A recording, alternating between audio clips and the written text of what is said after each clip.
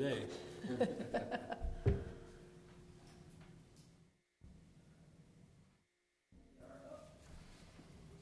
All right, this calls to order the Monday, February 26, 2024 Planning Commission. First item of business is approval of the meeting minutes held from the meeting held January 29th, 2024. Are there any discussion or comments? Or a motion? I'll make a motion we approve the minutes as written. Second. All those in favor? Aye. All right, motion passes. Next item of business is old business. There is none. Moving on to item 3, new business. Item A, site design standards for 6148 Reinhardt Drive, Fairway, Kansas, as submitted by Eric Garati of Farah Roofing on behalf of property owners Duncan and Cecilia Woods. Request approval of primary roofing material. Basil, will you please provide your staff report? Yes, I'll let my report stand as submitted. Just a few clarification. This is a remodel house and the roof was installed without a permit, and that's how we noticed it. But they're seeking an exception for the roofing material. It's not part of our list. And staff has no objection to the request. Okay, thank you. Any questions for staff? So I would say these are the samples, I assume? Yes. I have these up here. We can pass these around. We looked at them already. Okay. So.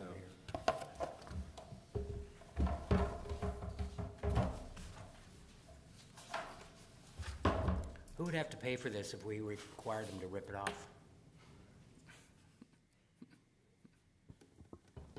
I'm not sure. If you have a question for the applicant, I can ask them to come forward. No, I don't.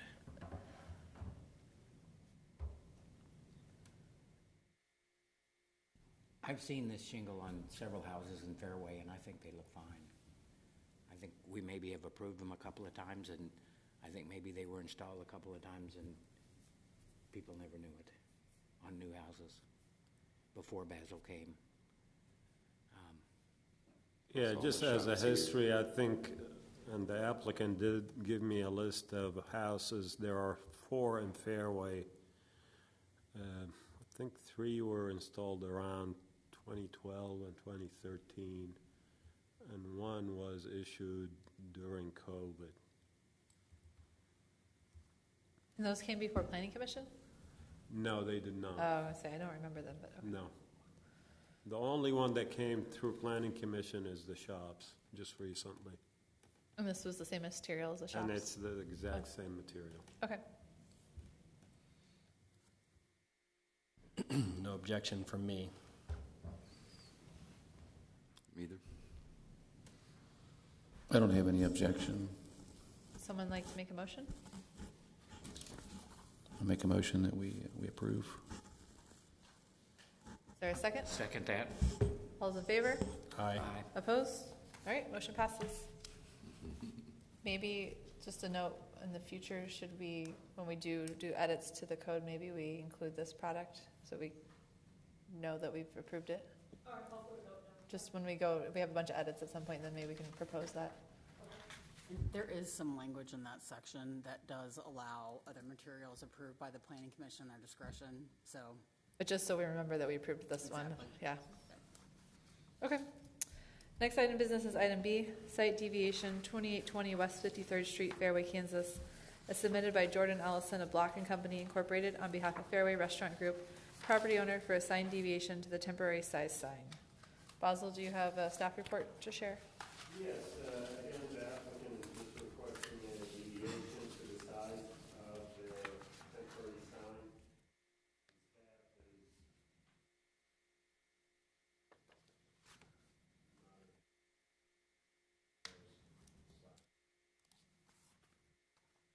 Is there any questions or discussion? Seems pretty straightforward to me. It's fine to me. I'm hopeful that it will find someone to be a tenant. So. That'd be great. Are they looking for a tenant or to sell the building? No, it's just looking for a tenant. I'm just looking for a tenant. I make a motion that we approve this deviation for a larger sign on the property at 2820 West 53rd Street. Second. All's in favor? Aye. Aye. Opposed? Okay, motion passes. Next item of business is item C, discussion to consider regulations to require temporary fencing of lots during construction projects. So I apologize, I wasn't here last month. Was this draft language provided last month? Yes. It was, okay. So there was some discussion. Guess maybe we can have this discussion again and talk about the proposed language. Just get into it. Is there anything staff would like to add before we get started discussing? I'd just like to mention Commissioner Zwick had sent in information for his comments. I did post that on the website when he did that, so that was public through that on the packet as well, which I'm sure you all have reviewed his statements and thoughts on that. Thank you.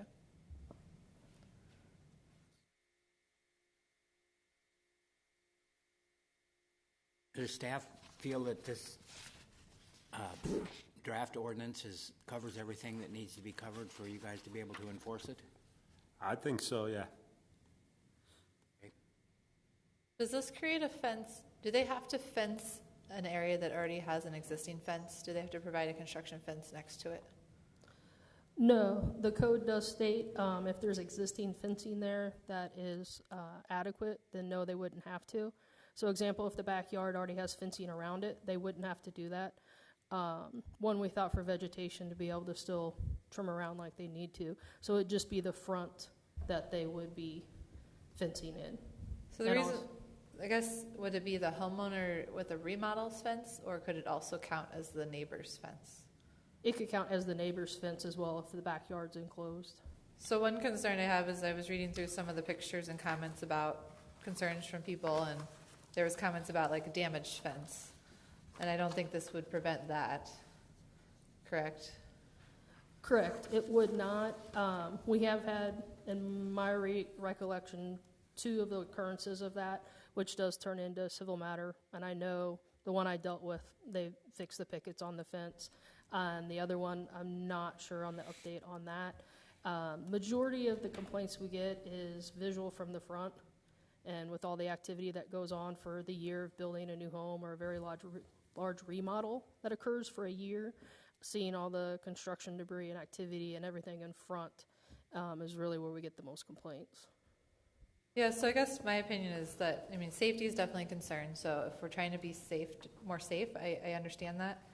If it's just someone complaining about having to see a construction site, like, sure, but I mean, there's houses that probably don't look the way that you want them to look, and you can't call and complain that you don't like the color someone paints their house. So part of me doesn't necessarily agree that we should just add the fencing because people don't like what they're looking at. I think if it's a safety concern, then I could justify that, but I don't necessarily feel comfortable just doing it because people don't like what they're looking at.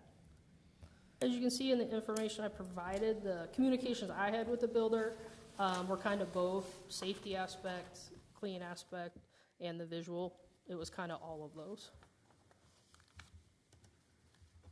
Now, you're saying an existing fence would be okay on the back or the sides. Would that have to be a 6-foot-high solid fence, or would a 42-inch high chain link fence be adequate? The chain link fence would be adequate. So, The way this is written, yes. so then it wouldn't have to obscure the view from the neighbors behind then, would it?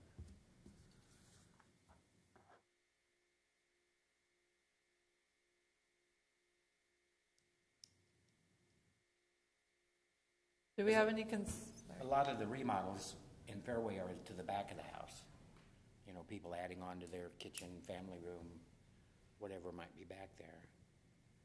I guess that's less obstruction than in the front yard. Do we have any concerns that adding the fence will limit where they can park on the site, and then they will end up parking more on the street and then causing a hindrance to the neighbors as well?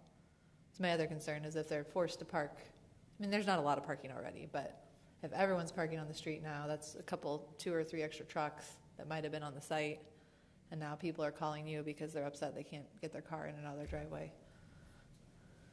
In my experience in driving through Fairway, the contractors are most likely parked on the street anyway. Even if it's a new home, you'll see, there are 6 to 10 trucks lined up along the street, and they don't park.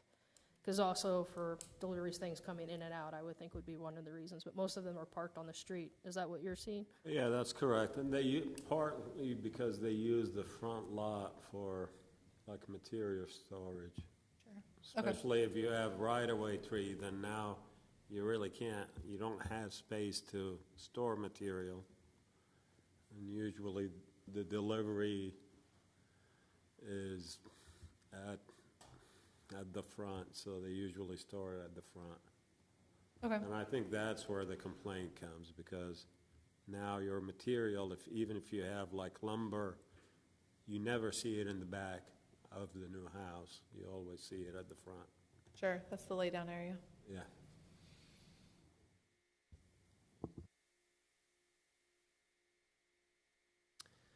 So if you were remodeling and only adding on to the back of your house, would you still have to fence the front? I mean, That's why where we put the percentage in the language, 25% if you're adding to Is the it house. 25% of the footprint, or is it 25% Footprint. of the value of the house? No, footprint. Because if you're just putting a small porch or something on that Well, has a but lot then, of roof area, but not a lot of cost. that's right, but then if you're doing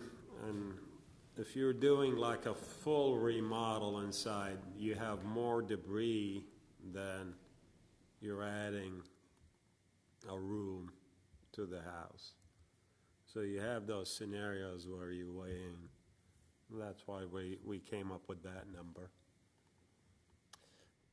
Would that wording with the 25%, would that mean that the entire lot would require fencing if they were adding like a porch or some extra room or something, or would it only require fencing to contain If you're more than 25%, so if you're adding a porch, typically that's going to be less than 25%.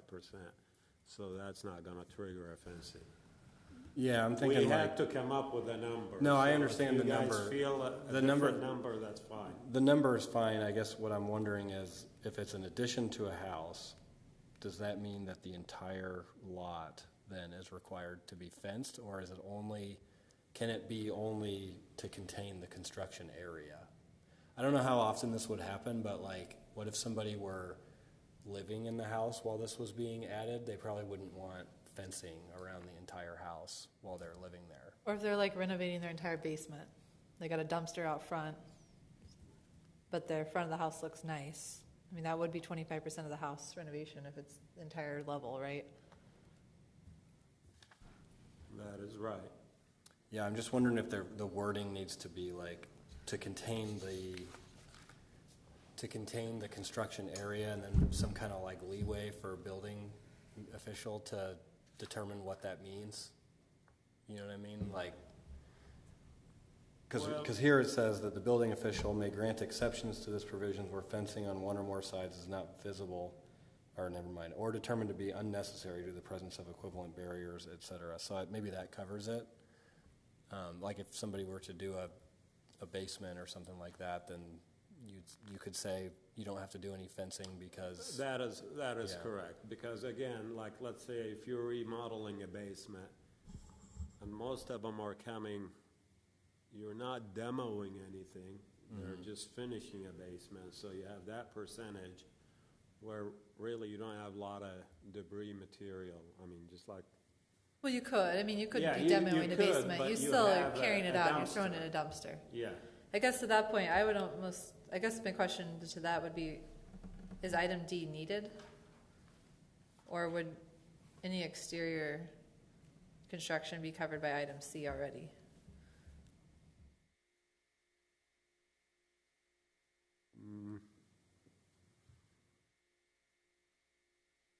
Because that might help at least limit when fences. One thought we had, I know you're talking basement remodels a little different. What if they go in and take off the entire roof to add a second floor over the top of the entire structure? You're still within the same footprint, but that's a very large project. So how to figure out the language that you're capturing that but not the other one?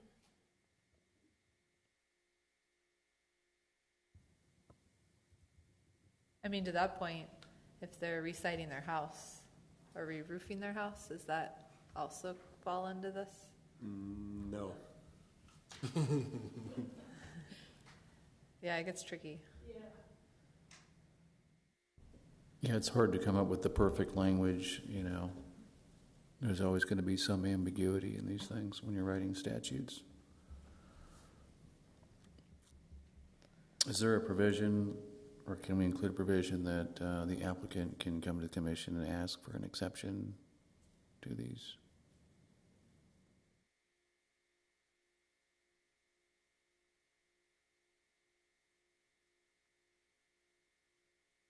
We could certainly do that, if you'd like to have them come to the planning commission. Yeah, that way we can get a better idea of what their exact situation is, as opposed to just throwing a 25% rule on them. And I would bet many of these projects that are gonna end up requiring fences would probably have to come before planning commission anyway. Would that be about right, or no? We talked about that, but then our rule to come to planning commission is 50%. So if you're adding 50% to the footprint of the house, then you have to automatically come to planning commission. But we've seen where you're doing an addition which is less than the 50, plus you're remodeling the entire house. So that's where we lowered the number to 25, just to capture some of those scenarios where you're basically gutting the entire house. And just like what Abby said, adding a second story and adding another room in the back, but it's less than 25% of the footprint of that, less than 50%. So they're not coming to planning commission. So that's why we have item D. But it's a major renovation that's happening. So if somebody goes and remodels that's where item D is in there, because if they remodel the entire house, then it would be required to That is correct. have fencing. So all these complaints you're getting, are they mostly on additions? Are they on new builds or both? I would say both. Both.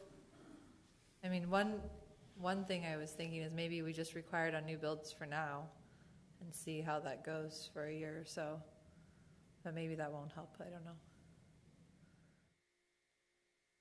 The one that pops into my mind would be a project that we've been dealing with and have quite a few complaints in the last year. And I think Community Service Officer Baum, her part of this memo is with that address on Norwood. And I will mention that's a project that I know specifically cut off square footage so they wouldn't have to come to planning commission. That's why in our discussions we wanted to make sure we were trying to capture that type of project, which is an addition. And even when Balls and I were discussing the percentages, we did have the percentage higher. And then he looked at that project and said, well, it still wouldn't have kicked in for them to have fencing on that project. And that's when we kind of bounced off the idea of the 25%,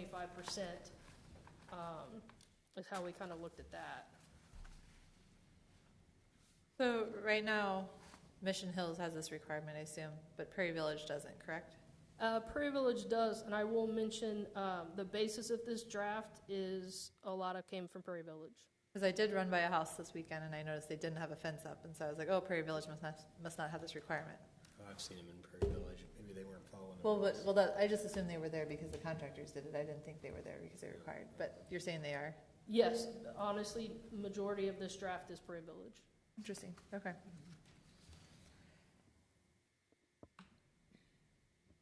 I will note, though, the percentages, though, and those requirements, we did modify those ourselves from what they had to try to capture the remodels and different aspects of what occurs here. What were the percentages that they had? I do not know that off the top of my head. I would have to look back at their original. Are there other issues that you're seeing from just numerous construction projects going on at once? Maybe with parking. I know you mentioned parking on the street. I wonder if you're hearing complaints about that.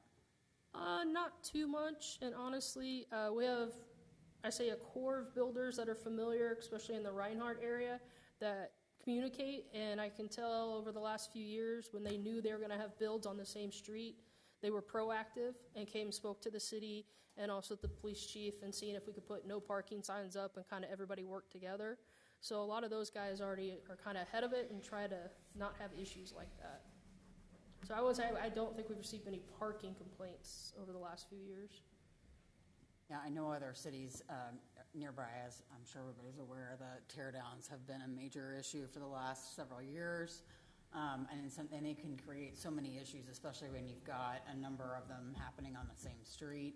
And so I've seen some cities approach it that way, where it's a more comprehensive, if there are, 3 major projects within 500 feet of each other, then they have to do a neighborhood meeting and just kind of, talk about planning out the construction, where the parking is going to be, provide the opportunity, the neighbors an opportunity to ask questions. It's really just to improve quality of life during these kinds of massive construction projects. So, I mean, it could be a bigger picture item that we could look at too, but it sounds like that's not really been an issue. So. Now, we had one on Windsor. We had like 3 or 4 jobs going at the same time around. So we did get some complaints regarding that. Actually, one of the builder has a temporary fence on that, and the issue was the gate, and they had to move the gate away. So you're going to get complaints no matter what, it sounds like. that's right. I'll see if I can find the Prairie Village percentages while we're.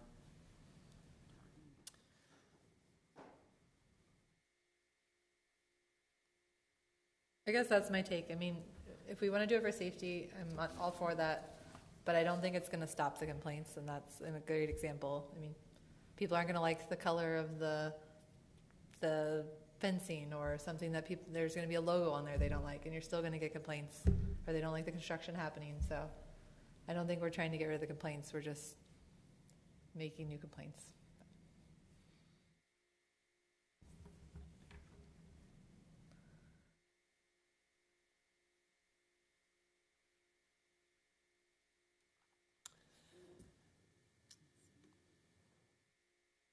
I do like the aspect for like new builds or demos that you don't have open foundations with kids that can just go and fall in there. I think that's an easy one to try and fix, but renovations and things, they're a little more. Yeah, I kind of agree with that. It makes a lot more sense to me on a new construction. I think it's a lot of gray area on the additions and the remodels. That's where I was kind of like, I think it's straightforward for a new build. I think for additions and remodels, I'd like to see something like this building official decides what the required fencing is for that particular case, and maybe there's guidelines we can provide. But for example, like my neighbors across the street remodeled their whole house, and you couldn't hardly tell that was going on, and so having to require them to put fencing around the entire thing would have been a little bit much, I think. Makes it worse, probably. Right, it makes it worse, yeah. I did find the Prairie Village provision. So subsection C, instead of more than 25% to the existing building footprint, it says adds more than 600 square feet to the existing building permit. So they don't focus as much on the percentage, although subsection D does. And it is the same language as you see in D, in the sample that's been provided. But any remodel of an existing structure that tears down more than 10% of the existing structure associated with a new construction.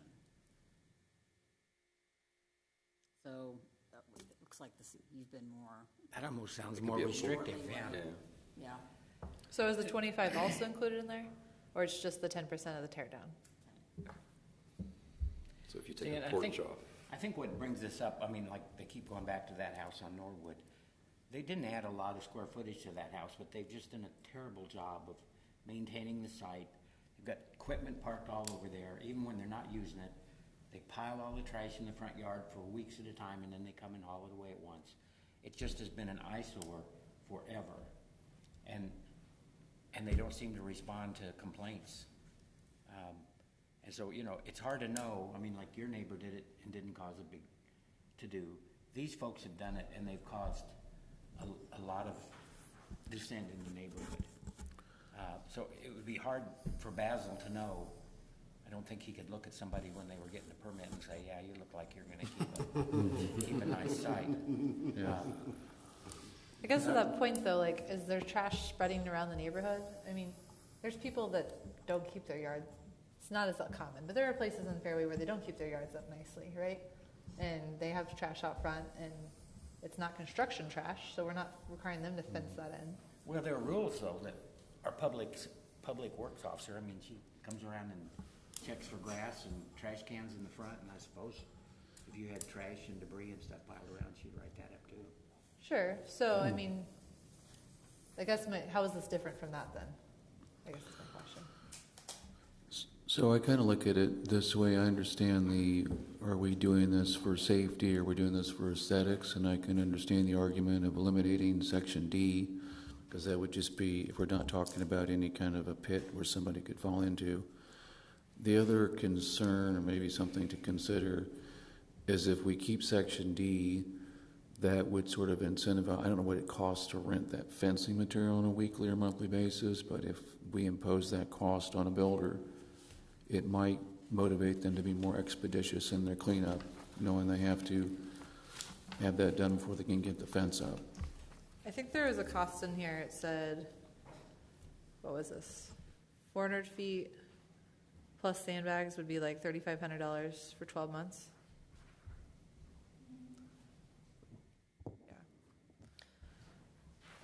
Yes, on the cost, I contacted one company, didn't hear back from another, but the pricing was similar, to where if you're just having to do the front, that's where I broke it out.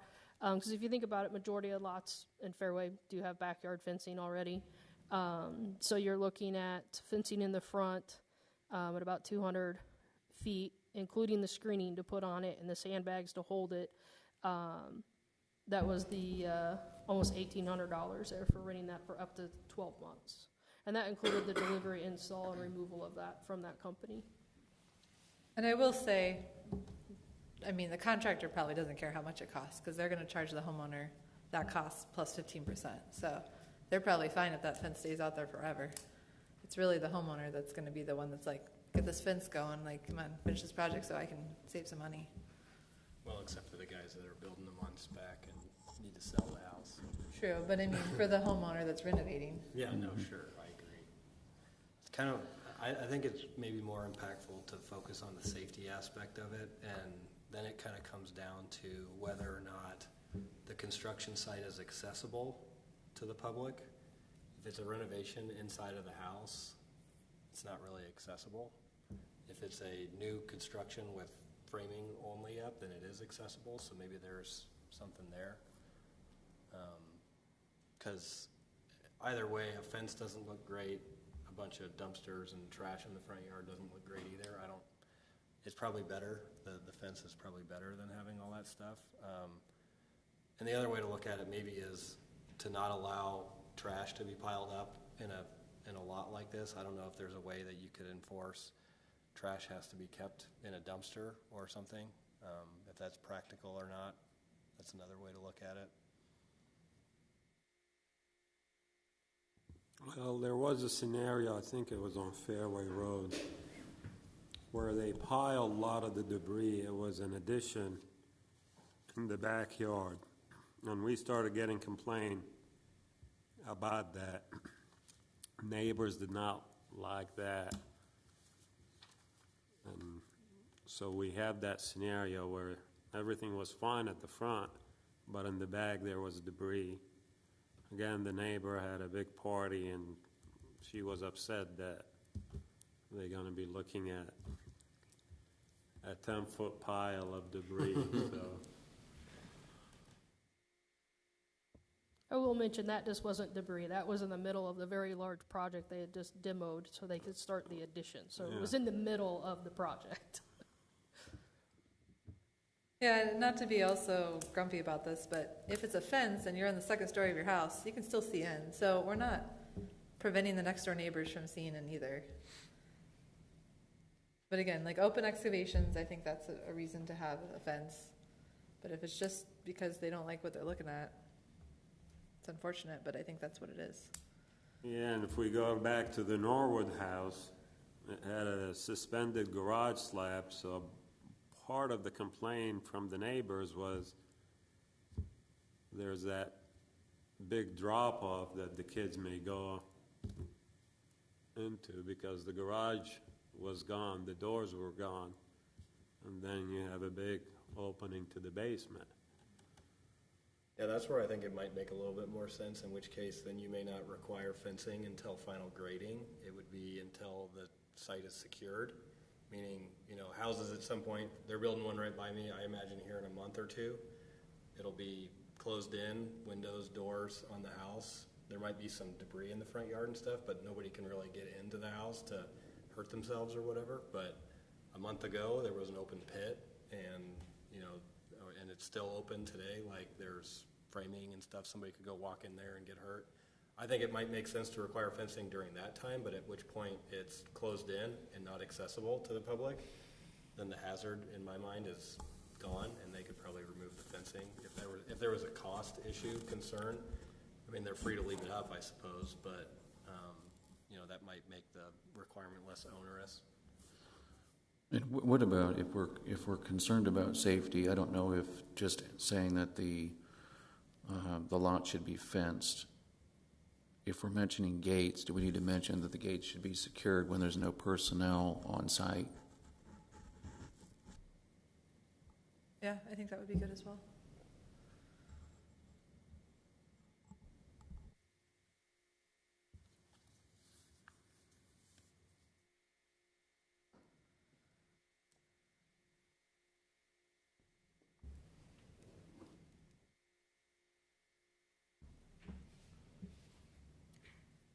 So I think we've talked about a lot of new language.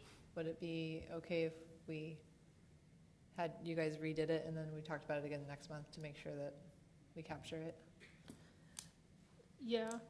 I've also had a thought on C and D, where you've talked about possibly removing the remodel of the existing structure. On C, if any addition to existing structure adds 25% to the existing footprint. I know previous codes would talk about the amount of new living space that would be added, that we could include a percentage of, if you're adding 50% of new living space, which would capture that second floor addition over your existing square footage or something along those lines. And then we still would be able to take off D, that it's an addition of new living space.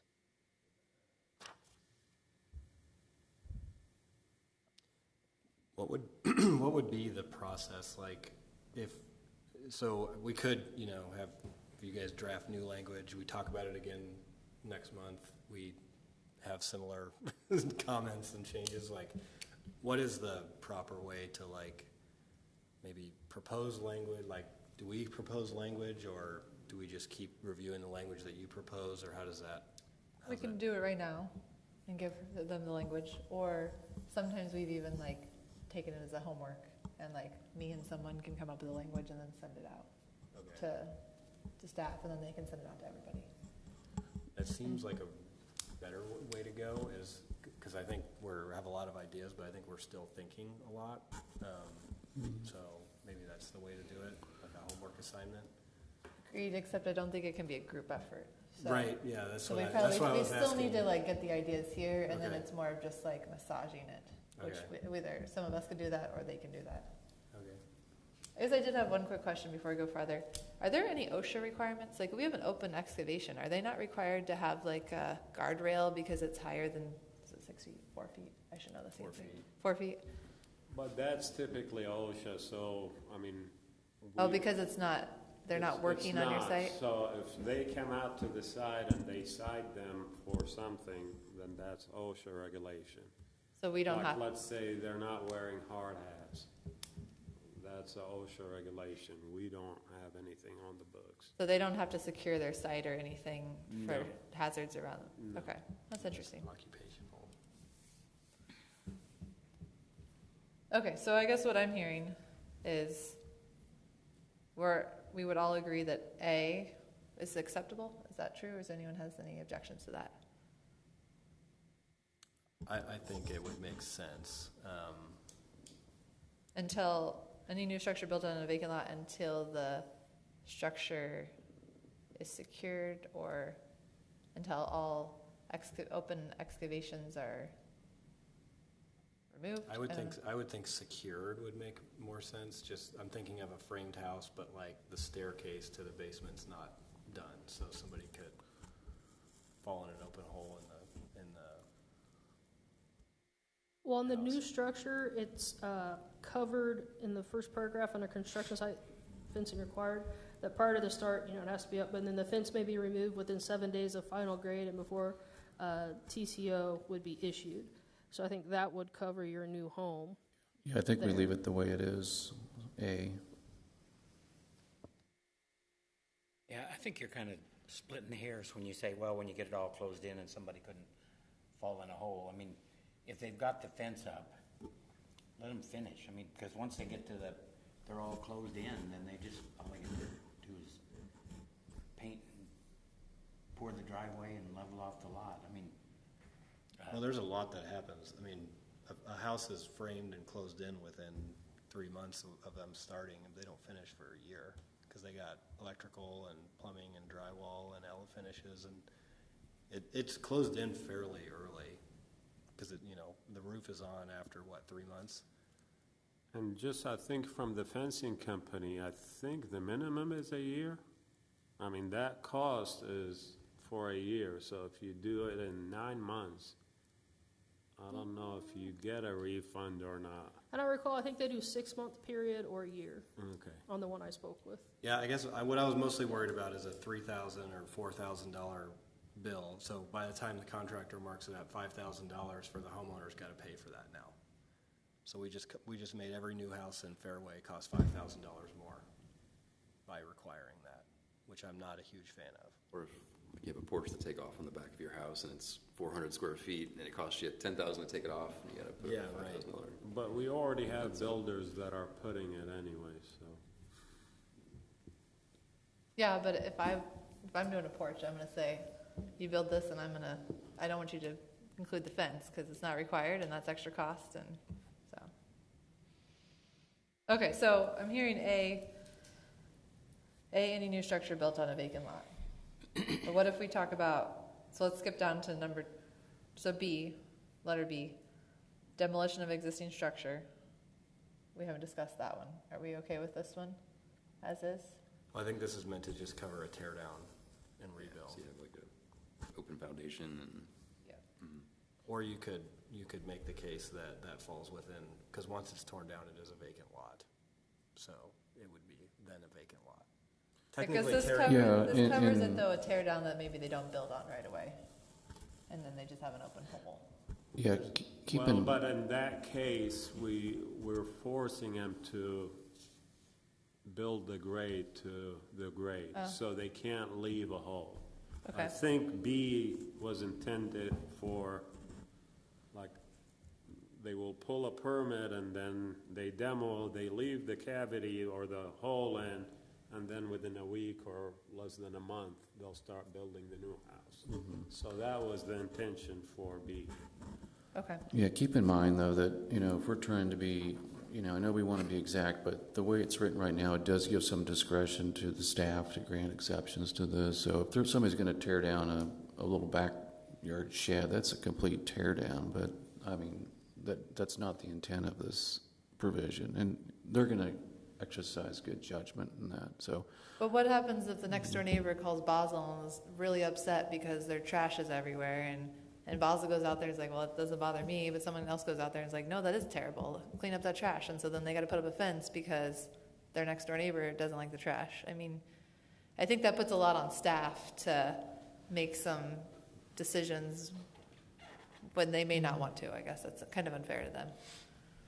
Typically on demo, it's done less than a week.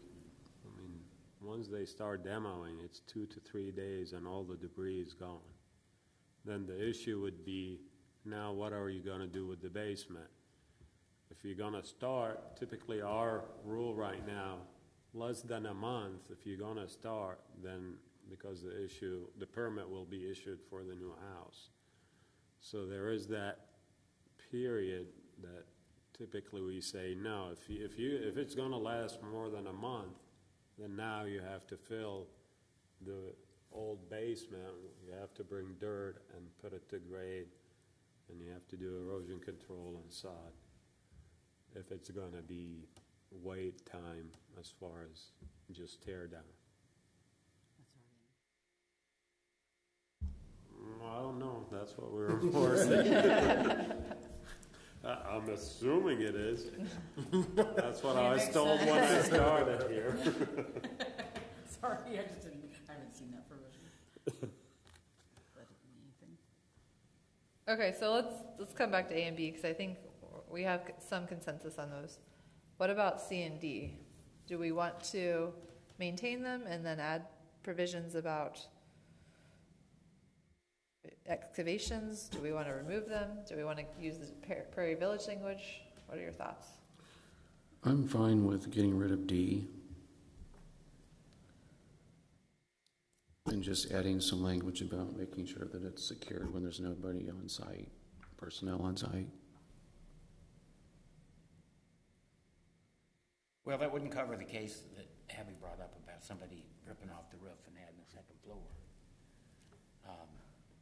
I mean, this D is probably not going to apply in very many situations. I don't know if it'd be possible to write in something like, okay, so we leave C, or say, you don't have to put up a fence if you keep the site neat. If you violate this requirement, then we'll come out and you'll have to put up a fence. Maybe some threat like that would keep people from just letting the place become a dump, like in some of these pictures. I mean, there's no need for the trash to be piled up there on the ground. Put a dumpster on and some guy throw all the trash in the dumpster every night and you'd be done. Of course, that's not going to stop a kid from crawling in the dumpster, or an adult, to salvage things. What about getting rid of D and then taking C and changing from existing building footprint to floor area? That would avoid the situation of somebody taking a one-story house and turn it into a 20-story house, essentially. I'm not sure what the terms floor area mean in our code, but that may be a way to solve that issue. Well, D says 25% of the existing building footprint. And if you added the second floor, you're not changing the building footprint. Correct. So they would say, no, I don't need a fence. But if they're adding another story, would they not be adding to the floor area of the house? But it doesn't say that. It says it increases the building footprint. And you wouldn't be changing the footprint if you went up. Right. And I'm suggesting we change that to floor area to cover that situation. And I think that's where I've come into my experience with the word of living space, is where that was previously used in the code. Maybe that's the term. That was taken for planning commission, was for living space, that if you were converting your attic, but you've bumped out the roof and you've added more space for living space now, when before it wasn't. It was attic, so it'd be floor space, but not living space. I guess I still don't understand. If they change the roof, like, do we care? I mean, it's not unsafe when maybe there's some nails on the site, but there's going to be nails regardless. So the fence isn't going to block seeing the roof. Yeah, you won't see the debris on the ground, but I don't know if the fence is really solving many problems for a re-roof situation or adding a second story.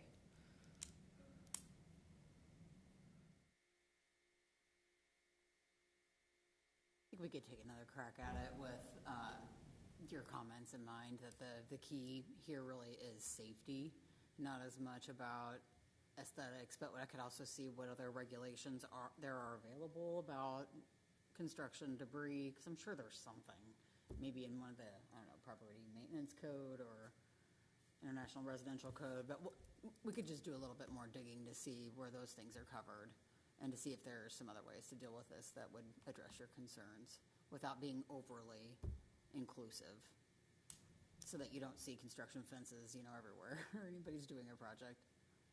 Well, the property maintenance deal with the existing property, not doing construction. Once you do construction, now you're going to the building code, and really there's nothing there. But yeah, I mean, there are rules in the property maintenance, but that's just, if you're not doing anything to the house, then yeah, we have the community officer goes out and the paint is chipping, wood rot is happening, then we cite them for that. But once a permit is going to be issued, then she really cannot enforce any of the property maintenance. Can she not enforce regulations. like Pepsi bottles all over the ground? I think I read that somewhere. She not enforce Yeah, that? we do get those complaints, that's right. But can she enforce that or no? I have in the past, as you can see my example, when I was like, the bottles and things need to be Yeah. picked up, provide, a trash can for their regular trash during the site. We can review back through the code and see which part of that would apply. Just like, I know we have a section in there on dumpsters. This fencing I would see would be under the building permit process because we did evaluate it before we issued the permit. So we can review that real quick and see what's in there as far as requiring to make sure they do have a trash can on site for them to put in their cans and stuff like that. I just got a complaint, about 2 months ago, the workers were taking a break. Well, they went and leaned on the next neighbor's tree, and he took pictures of him. So, I don't know. He was happy that I told him we're thinking of doing the fencing. But I don't think fencing is going to keep someone from leaning on a tree. So that, Not as bad as on the plaza. We're just giving you insight of the calls we get. So. right. Which I can empathize that you guys have to take on a lot of unique calls. So I apologize for that. On the plaza projects, we had to specify that the workers could not take breaks on the sidewalks. They had to take breaks inside the job. Because they'd all sit out there and watch all the passerbys and make comments, and so it was like... Yeah, but again, I mean, we recognize, I mean, you really can't put every minor detail into the code. I mean, it's at some point, I mean, the code book is pretty big as it is right now, so... Yeah, I mean, and I really think you guys have kind of hit the broad strokes here. I mean, sure, we could argue about taking out D and adding some words to C, but hey, what's one more sentence going to hurt? If it's the one that pins something down that some guy can't weasel around and get out of doing his fence. I mean, I'd rather be maybe a little too broad, and then you could use your judgment if it didn't seem like you needed to. If somebody was just adding a porch or tearing off the back of the house and doing a little bit of something, I mean, because I agree, we don't need to fence every construction project that we do in Fairway. But there are some, I mean, like those guys on Norwood, they didn't do much, but they've sure made a mess out of everything, and they just don't bother to clean up or care one bit. Yeah, and you've noticed, you live there, I mean, 5 houses north of them, there's no issues, nobody's complaining about it. They're doing a much bigger addition to that house, and nobody complained one bit. They had a little bit of rocks and stuff in the front yard, but it was a control pile. And the guy right down the street built a whole house, and nobody complained about that. So it's hard to know. I mean... Yeah, but I don't want to be put in a position where then calls will come, well, why did you do that? Made that decision there and made this decision on this house. Right. Yeah, you need to be able to point to something and say, look, I didn't do this, the planning commission did, so just buck up and do it. So if you guys are going to write it again, I guess what I'm hearing from the group is that we like A and B.